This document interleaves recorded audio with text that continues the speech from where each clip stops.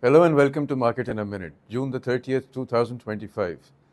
Asia Pacific markets are mixed today, broadly up, as another one of President Donald Trump's tariff deadlines draws near, this time July the 9th.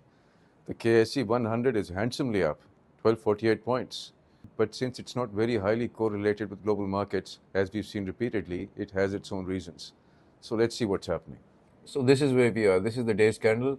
1248.25 points, but finally, this is the major point. Finally, the RSI has broken above 60. Now, if this maintains, then we have a very good chance of running up to this June 12th high of 126,718.28.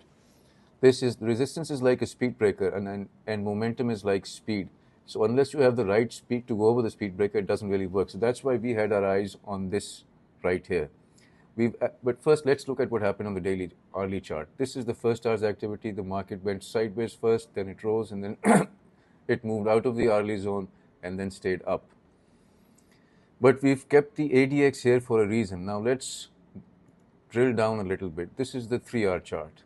Notice that the RSI is now much further up above 60 and the ADX has also risen to 26. So a trend is developing.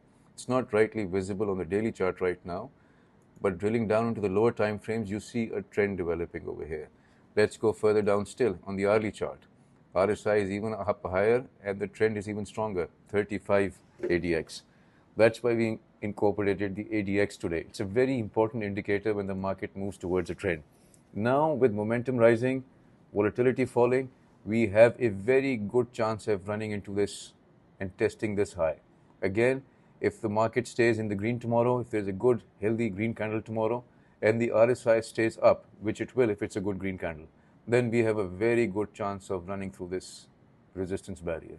Now, this is the next target. All eyes are on this because finally, once again, the momentum is now building, the momentum for the big move.